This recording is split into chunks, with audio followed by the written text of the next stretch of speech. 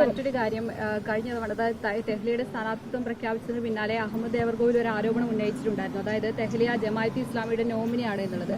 സമാനമായ കാര്യം ഇന്നത്തെ വാർത്താ സമ്മേളനത്തിൽ നൂർബിന റഷീദും പറയുന്നുണ്ട്. അതായത് നേതൃത്വത്തോട് ചോദിച്ചിരുന്നു ജമാഅത്തെ ഇസ്ലാമിയുടെ നോമിനിയാണോ തെഹ്ലിയ എന്നുള്ളത്. അപ്പോൾ ചിരിച്ചുകൊണ്ട് മറുപടിയാണ് പറഞ്ഞത്, അല്ലാതെ അക്കാര്യത്തിൽ ഒരു വിശദീകരണം നൽകിയിട്ടില്ല എന്നുള്ളതാണ്.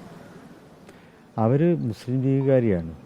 ഫാത്തിമ തെഹ്ലിയ ഇന്ത്യൻ യൂണിയൻ മുസ്ലിം ലീഗിൻ്റെ അംഗത്വം എടുത്തിട്ടുള്ള, ഇപ്പോൾ വനിതാ ലീഗിലും അതുപോലെ തന്നെ MSF പ്രവർത്തിച്ചിട്ടുള്ളവരാണ്, ഹരിതയിൽ പ്രവർത്തിച്ചിട്ടുള്ള ഇന്ത്യൻ യൂണിയൻ മുസ്ലിം ലീഗിൻ്റെ പ്രതിനിധിയാണ്. അവർ മറ്റൊരു സംഘടനയുടെ പ്രതിനിധിയൊന്നുമില്ല, മുസ്ലിം ലീഗിൻ്റെ പ്രതിനിധി എന്നുള്ള നിലക്ക് തന്നെയാണ് അവരെ സ്ഥാനാർത്ഥി നിർണയത്തിൽ അവർ ഉൾപ്പെടുത്തിയത്. വനിതാ ലീഗിലെ അംഗമല്ല എന്നാണ് പറയുന്നത്. ഓരോ വാക്കിനും എനിക്ക് മറുപടി അറിയാൻ പറ്റില്ല.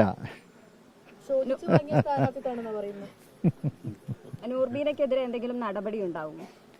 അവർ അഖിലേന്ത്യാ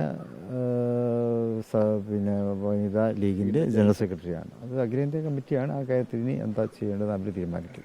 ഒറ്റ കാര്യം കൂടി, അതായത് ഈ PK കുഞ്ഞാലിക്കുട്ടി ഈ തെഹ്ലിയെ സ്ഥാനാർത്ഥിയാക്കില്ല എന്നുള്ളത് വനിതാ ലീഗിന് ഉറപ്പ് നൽകിയിരുന്നു എന്നുള്ളതാണ് ഇപ്പം നൂർബിന ഇന്ന് ഉന്നയിച്ച മറ്റൊരു പ്രധാനപ്പെട്ട ആരോപണം. ഞാൻ പറഞ്ഞില്ല, ഈ നൂർബിന പറഞ്ഞ ഓരോ കാര്യത്തിനും ഞാൻ മറുപടി പറയാൻ ബാധ്യസ്ഥനല്ല.